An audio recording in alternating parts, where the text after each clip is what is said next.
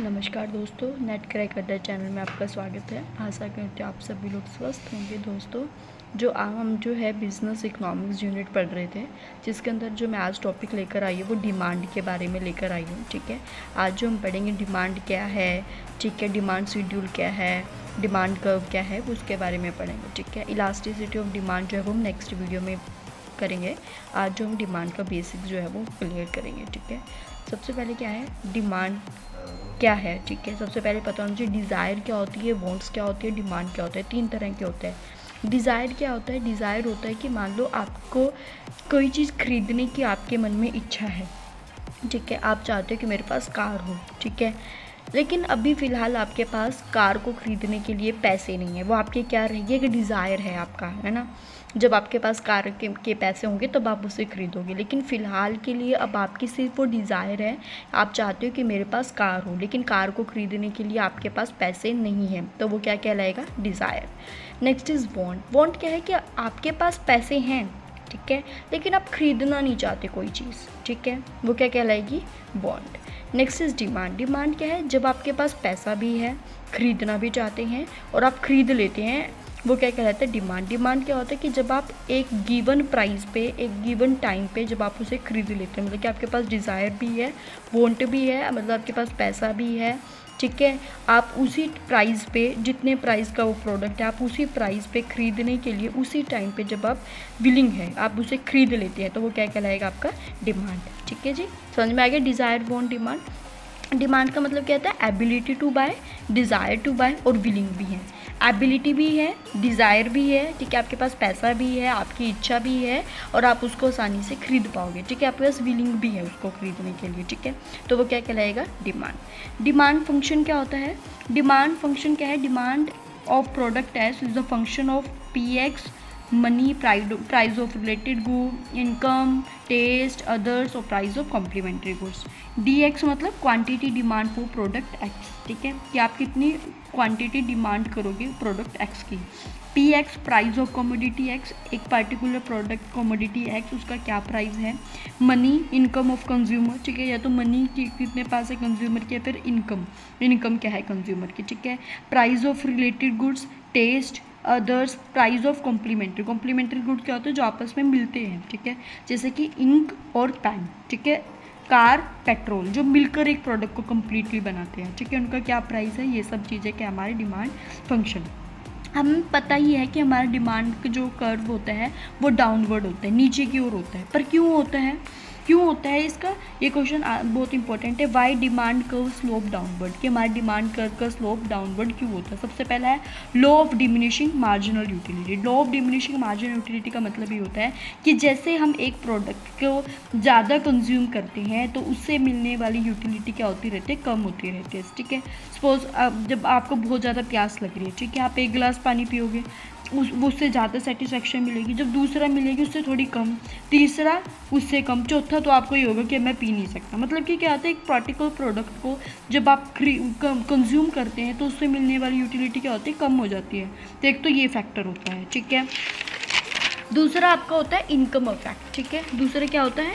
Income effect. Income effect मतलब कि आपका क्या है, पर्सन की इनकम क्या है उस पर्टिकुलर प्रोडक्ट को खरीदने के लिए, आपके पास पर्याप्त इनकम कितनी है। ठीक है, मान लो इन्होंने बोला कि मेरी सैलरी मान लो 15 रुपये है और एप्पल का प्राइस उस टाइम पे 5 रुपये है, तो मैं कितनी खरीद रही हूँ? 2 kg खरीद रही हूँ। लेकिन मेरा जो इनकम है वो सेम है, लेकिन एप्पल का प्राइस कम हो जाए तो मैं कितनी खरीदूँगी? 5। अगर ज़्यादा हो जाए तो मैं उससे कम खरीदूँगी। समझ रहे हो? बल्कि मेरी जो मनी इनकम है वो तो सेम है, 15, लेकिन जो मेरी रियल इनकम है, रियल इनकम की जो मैं उससे खरीद पा रही हूँ, वो क्या हो जाएगी? वो इंक्रीज और डिक्रीज हो। Next is your substitution effect. Substitution effect क्या होता है कि जैसे टी और कॉफ़ी सब्स्टिट्यूट है। ठीक है, टी और कॉफ़ी सब्स्टिट्यूट है, कि मान लो टी का प्राइस अगर बढ़ जाएगा तो हम कॉफ़ी की तरफ शिफ्ट हो जाएंगे, अगर कॉफ़ी का प्राइस बढ़ जाएगा तो हम टी की तरफ शिफ्ट हो जाएंगे। तो वो क्या होता है? सब्स्टिट्यूट इफेक्ट, कि अगर प्राइस बढ़ जाएगा टी का तो डिमांड किसकी बढ़ेगी? कॉफ़ी की, क्योंकि लोग कॉफ़ी को कंज्यूम करना स्टार्ट कर देंगे, जिसकी वजह से कॉफ़ी की डिमांड बढ़ जाएगी, ठीक है। Next is size of consumer group. हर एक कंज्यूमर का एक अलग से ही उसका टेस्ट होता है, अलग से उसकी एक अलग से ही उसकी मतलब कि बिहेवियर है। तो वो क्या है, कंज्यूमर ग्रुप का साइज़ क्या है, कितने कंज्यूमर का आपका वो है, तो वो क्या कहलाएगा, ये सारे आपके क्या कहलाते हैं, डिमांड। इसकी वजह से जो है हमारी डिमांड कर्व डाउनवर्ड होता है, ठीक है। Next is low of demand. Law of demand क्या होता है, लो ऑफ डिमांड ये कहता है कि प्राइस के बढ़ने से डिमांड क्या होती है, कम हो जाती है। मतलब कि प्राइस के बढ़ने से जो क्वांटिटी ऑफ डिमांड है, क्वांटिटी ऑफ डिमांड मतलब कि मैं पहले जितनी खरीद रही थी उससे कम। मान लो हम देखते ही हैं कि जैसे वेजिटेबल्स होते हैं, वेजिटेबल्स का प्राइस बहुत फ्लक्चुएट होता है। जब कम होते तो हम ज़्यादा क्वांटिटी उसकी खरीद लें। सपोज हम पहले 1 kg खरीद रहे थे, अब उनका पर्टिकुलर प्रोडक्ट का प्राइस कम हो गया तो हम 1 kg के बजाय हम 2 kg खरीद लेंगे, ठीक है। मतलब कि एक पर्टिकुलर प्राइस पे आप कितनी क्वांटिटी डिमांड कर रहे हो उस पर्टिकुलर प्रोडक्ट की, तो आपका क्या कहलाएगा, लो ऑफ डिमांड। अगर प्राइस बढ़ जाएगा तो क्वांटिटी कितनी हो जाएगी, कम। हम क्या करेंगे, उस प्रोडक्ट की क्वांटिटी हम कम खरीदेंगे। अगर प्राइस कम हो जाएगा तो उस प्रोडक्ट के लिए हम क्वांटिटी जो है वो ज़्यादा लेंगे, ठीक है। तो ये क्या कहलाता है, हमारा law of demand. Next is characteristics of law of demand. Law of demand की क्या क्या विशेषता है, सबसे पहले इन्वर्स रिलेशनशिप होता है प्राइस का और क्वांटिटी। इन्वर्स उल्टा, प्राइस बढ़ेगा तो क्वांटिटी डिमांड कम, प्राइस कम क्वांटिटी डिमांड बढ़ जाएगा। मतलब कि उनका एक दूसरे के एक अपोजिट रिलेशन है, ठीक है। Price is an independent variable and demand is dependent. बोला कि प्राइस जो है वो इंडिपेंडेंट है और डिमांड जो है वो डिपेंड है। प्राइस तो इंडिपेंडेंट है ना, प्राइस तो वो हो सकती है, लेकिन डिमांड किसके ऊपर डिपेंड करेगी, प्राइस के ऊपर। तो डिमांड क्या है कि डिपेंड है, किसके ऊपर डिपेंड है, प्राइस के ऊपर। जैसा प्राइस होएगा उसी के बेस पे हमारी डिमांड होगी। तो इसलिए प्राइस तो हमारा इंडिपेंडेंट वेरिएबल होता है और डिमांड हमारा डिपेंडेंट है, ठीक है। Next is related with time. क्या होता है कि कई बार क्या होता है, हमारी डिमांड जो है या प्रोडक्ट का प्राइस जो टाइमली होता रहता है, जैसे मंथली, ईयरली, वीकली, उसका जो पर्टिकुलर प्राइस है उसमें फ्लक्चुएशन होती रहती है, ठीक है। Next is direction of change. Direction of change का मतलब ये होता है कि ये हमें बताता है कि एक प्राइस के बढ़ने से हमारा डिमांड में इतना इफेक्ट पड़ा, ठीक है। ये तो हमें बताता है, लेकिन कितना इफेक्ट पड़ा ये नहीं बताता, ठीक है। डिग्री नहीं बताता, ठीक है। ये क्या कहता है, ये डायरेक्शन बता सकता है कि बढ़ा है, इंक्रीज़ हुआ है या डिक्रीज़ हुआ है, डायरेक्शन बता देगा। लेकिन कितना इंक्रीज़ हुआ कितना डिक्रीज़ हुआ वो नहीं बताएगा, ठीक है। मान लो मैंने पर्टिकुलर प्राइस 2% कम कर दिया, ठीक है। मान लो मैं पहले एक प्रोडक्ट को 20 रुपये में बेच रही थी, अब मैं उस प्रोडक्ट को 15 रुपये में बेच रही हूँ, ठीक है। अब तो मैं अब ये नहीं बता सकती कि मैं 2% या फिर कुछ परसेंट कम करने से उसकी डिमांड पर कितना इफेक्ट पड़ेगा, ठीक है। ये बताएगा कि डिमांड हमारी बढ़ेगी या फिर डिमांड कम होगी, लेकिन कितनी बढ़ेगी, कितने प्राइस के फ्लक्चुएट होने से कितनी डिमांड कम या ज़्यादा होगी, ये नहीं बताता, ठीक है। Next is exceptions to the law of demand. Law of demand वैसे क्या कहता है कि प्राइस के बढ़ने से डिमांड कम होती है, लेकिन इन चीज़ों में ऐसा नहीं होता, ठीक है। जैसे कि लग्जरी गुड्स होगी, वेबलेंट गुड्स मतलब लग्जरी गुड्स होगी, जैसे मान लो ज्वेलरी होगी, ठीक है। हमारे गोल्ड है, हमें पता है कि गोल्ड का जो प्राइस है वो बढ़ रहा है, लेकिन क्या लोग अभी उसे खरीदना कम कर दिया, नहीं, लोग उसी मात्रा में उसको खरीद रहे हैं। तो इस तरह के प्रोडक्ट मतलब कि जिनका प्राइस के बढ़ने से या डिमांड के ऊपर कोई इफेक्ट नहीं पड़ता, ठीक है। Next is ignorance. इग्नोरेंस क्या है कि कई बार क्या होता है, कस्टमर ये सोचता है कि भी अगर ये लो प्राइस का प्रोडक्ट होगा तो मतलब घटिया क्वालिटी का होगा, ठीक है। तो इसका भी इफेक्ट होता है, इस टाइप के कंज्यूमर भी जो है वो इस पर इफेक्ट नहीं डालते, ठीक है। Next is expectation of price और fall in price in future. अगर हमें संभावना है कि आगे जाकर प्रोडक्ट का प्राइस बढ़ सकता है या कम हो सकता है, ये इसलिए भी हमारा वो होगा। Next is necessity of life, जो हमारे लिए ज़रूरी है, जैसे सॉल्ट हो गया, वीट हो गया, ठीक है। ये सब चीज़ें क्या है, ग्रेन्स होगी, ठीक है, राइस हो गया, ये क्या है हमारे एक ज़रूरी है हमारी लाइफ के लिए, ठीक है। तो अगर इनका प्रोडक्ट बढ़ जाएगा तो क्या हम उसे खरीदेंगे, नहीं खरीदेंगे, ठीक है। तो इन चीज़ों का भी लॉ ऑफ डिमांड का कोई इफेक्ट नहीं पड़ता। नेक्स्ट इज कई बार लड़ाई हो जाए, वार हो जाए, एमरजेंसी, मान लो जैसे हमने देखा था कि कोविड के टाइम पे लॉकडाउन लग गया तो लोगों ने पहले ही सामान को खरीदना शुरू कर दिया था, उसको स्टोर करना शुरू कर दिया था कि अभी अब मार्केट बंद हो जाएगी इस वजह से, ठीक है। Next is commodity with special brand और ट्रेडमार्क। क्या होता है कि कई बार कंज्यूमर क्या होता है कि अच्छे प्रोडक्ट खरीदता है, ब्रांडेड प्रोडक्ट खरीदता है जिसके ऊपर ट्रेडमार्क लगा हुआ है ना, तो वो उस तरह की उनकी हैबिट बन चुकी है कि वो इसी तरह का प्रोडक्ट करेंगे, वो शो ऑफ करेंगे ना। तो इस तरह के जो कंज्यूमर होते हैं उनके ऊपर भी लॉ ऑफ डिमांड का कोई इफेक्ट नहीं पड़ता कि उसका प्राइस कितना है, नहीं, बस उन्हें खरीदना है उस पर्टिकुलर ब्रांड का, उस पर्टिकुलर ट्रेडमार्क का प्रोडक्ट, ठीक है। तो ये क्या है, सारी एक्सेप्शन है लॉ ऑफ डिमांड, इनके ऊपर लॉ ऑफ डिमांड का इफेक्ट नहीं पड़ता, ठीक है। Next is demand schedule. Demand schedule क्या होता है? डिमांड शेड्यूल एक बेसिकली आपको टेबल की फॉर्म में बताता है कि प्राइस के कारण कितनी क्वांटिटी डिमांड में इफेक्ट पड़ा है, ठीक है।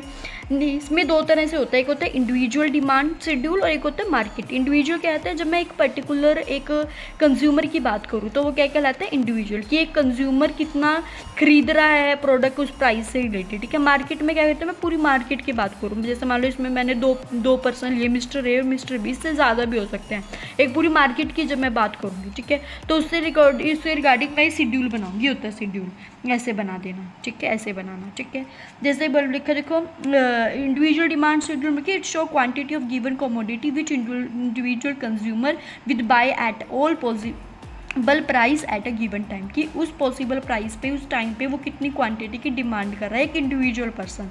अगर मैं यही बात एक मार्केट में बात करूं कि वो एक पर्टिकुलर प्राइस पे एक पर्टिकुलर टाइम पे एक पूरी मार्केट के अंदर कंज्यूमर किस तरह से कर रहे हैं, जैसे मान लो 2 की बात कर रही हूँ, ठीक है, तो वो उसकी बात करेगा। इसमें शेड्यूल में ऐसे होते हैं, जैसे मान लो प्राइस है, ठीक है, प्रोडक्ट का, उसका पहले वन प्राइस है तो वो कितनी क्वांटिटी खरीद रहा है उसकी 4, अगर 2 है तो वो कितनी क्वांटिटी खरीद रहा है 3, अगर 3 है तो वो कितनी क्वांटिटी खरीद रहे 2, अगर 4 प्राइस है तो वो कितनी क्वांटिटी खरीद रहे 1, एक पर्टिकुलर उसकी। जब मैं एक टेबल की फॉर्म में इसको दिखाऊंगी तो वो क्या कहलाएगा? शेड्यूल।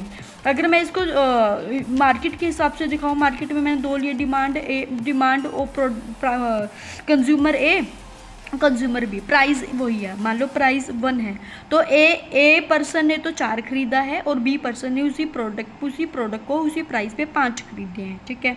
अगर 2 है तो इसने 3 खरीदे हैं, इसने 4 खरीदे हैं, अगर 3 है तो इसने 2 खरीदे हैं, इसने 3 खरीदे हैं, अगर 4 है प्राइस तो ए वाले की डिमांड 1 है और बी वाले की डिमांड 2 है। मार्केट में कैसे होगा कि जितने एक कंज्यूमर होंगे, बल्कि इंडिविजुअल को जब मैं जोड़ दूँ तो वो क्या कहलाएगा? मेरा मार्केट। ए प्लस बी, ए और बी मैंने 2 लिए हैं, सी भी हो सकते हैं, कितने भी हो सकते हैं, ठीक है। उन सबको मैंने क्या कर देना लास्ट में मैंने उनको ऐड कर देना, जैसे 4 और 5 9, 3 और 4 7, 2 + 3 5, 1 + 2 3, मतलब कि ये क्या है? कंबाइन मैंने कर दिया एक पर्टिकुलर मार्केट के अंदर, ये इस तरह के डिमांड हो रही है इतने प्राइस पे, ठीक है, ठीक है। अब मैंने जो डिमांड शेड्यूल बनाया था उसी का डिमांड कर्व है, ठीक है। मैं डिमांड कर्व क्या होता है? Graphical presentation of demand schedule. जो मैंने डिमांड शेड्यूल बनाया था, अगर मैं उसको ग्राफिक की फॉर्म में बताऊं तो वो क्या कहलाएगा? Demand curve. जैसे हमने इंडिविजुअल का बोला था कि अगर 1 है तो वो कितनी खरीद रहा है 4, 2 है तो वो कितनी खरीद रहा है 3, 3 है तो कितनी खरीद रहा था वो 2, 4 है तो कितनी खरीद रहा था वो 1, है ना। हमने यही पढ़ा था ना कि वो कितनी खरीद रहे हैं, ठीक है। Next is for your market के लिए भी सेम मैंने जो आपको बताया था वो, और लास्ट में आपका कंबाइन कर देना है आपने, ठीक है। Next and last is your demand और क्वांटिटी डिमांड में क्या डिफरेंस होता है, ठीक है। बहुत सारे बच्चे इसके अंदर बड़े कंफ्यूज होते हैं कि डिमांड और क्वांटिटी डिमांड में क्या फ़र्क है, ठीक है। सबसे पहले डिमांड क्या होता है? डिमांड तो वो होगी कि एक पर्टिकुलर टाइम पे एक पर्टिकुलर प्राइस पे जो कंज्यूमर है वो खरीद रहा है, ठीक है। और क्वांटिटी डिमांड क्या होता है? क्वांटिटी डिमांड होता है कि एक प्राइस पे वो कितनी क्वांटिटी की डिमांड कर रहे हैं, ठीक है। डिमांड क्या है? It represent the willingness of buyers and his affordable price to pay for economic goods, कि वो विलिंग है उसको पे करने के लिए एक पर्टिकुलर प्राइस पे, वो क्या कहलाएगा? डिमांड। देखिए क्वांटिटी डिमांड क्या रिप्रेजेंट करता है कि हाउ मच गुड, कि उसने कितनी गुड्स को खरीदा है एक पर्टिकुलर प्राइस को पे, उसने कितनी क्वांटिटी डिमांड की है, ठीक है। चेंज, देखो डिमांड जो होता है वो इंक्रीज और डिक्रीज होता है, ठीक है। और क्वांटिटी डिमांड हमारा एक्सपेंशन और कॉन्ट्रैक्शन के अंदर, ये याद रखना। डिमांड में जो चेंज आएगा उसको क्या बोलते हैं? इंक्रीज और डिक्रीज। और क्वांटिटी डिमांड में क्या बोलते हैं? एक्सपेंशन और कॉन्ट्रैक्शन। इंक्रीज, देखो अगर मेरी जो पर्टिकुलर प्राइस पे डिमांड मेरी इधर आ रही है बल्कि डिक्रीज हो रहा है, अगर बढ़ रही है तो इंक्रीज हो रहा है। ऐसे कॉन्ट्रैक्शन होता है। कॉन्ट्रैक्शन में क्या होता है कि वो नीचे और ये, ठीक है। ये तो क्या हो रहा है हमारा? ये शिफ्ट हो रहा है, ठीक है। ये तो हमारा ऊपर नीचे हो रहा है, ठीक है, नीचे ऊपर ऊपर नीचे, लेकिन ये क्या हो रहा है? शिफ्ट ही हो रहा है, यहाँ से अब यहाँ पर आ गया, ठीक है। इसका रीज़न क्या होता है? इसके अदर फैक्टर, बहुत सारे फैक्टर्स होते हैं जिसके कारण ये इस इंक्रीज और डिक्रीज होता है। लेकिन क्वांटिटी डिमांड का सिर्फ एक ही फैक्टर है, वो है प्राइस, क्योंकि प्राइस ही का ही हमारा क्वांटिटी डिमांड पे बहुत ज़्यादा इफेक्ट पड़ता है, ठीक है दोस्तों। आज जो हमने डिमांड, क्वांटिटी डिमांड क्या है डिस्कस किया, डिमांड शेड्यूल, डिमांड के ग्राफ कैसा है, डिमांड क्या होता है, एक्सेप्शंस, ये सब चीज़ें हमने आज डिस्कस की हैं। नेक्स्ट वीडियो में जो हम पढ़ेंगे वो इलास्टिसिटी ऑफ डिमांड के बारे में पढ़ेंगे। ठीक है, आज के लिए इतना ही। इसे अपनी नोटबुक में ऐड करें। कोई डाउट है तो आप मेरे को कमेंट कर सकते हैं। वीडियो अच्छी लगी तो मेरी वीडियो को लाइक करना, चैनल को सब्सक्राइब करना। जय हिंद, जय भारत।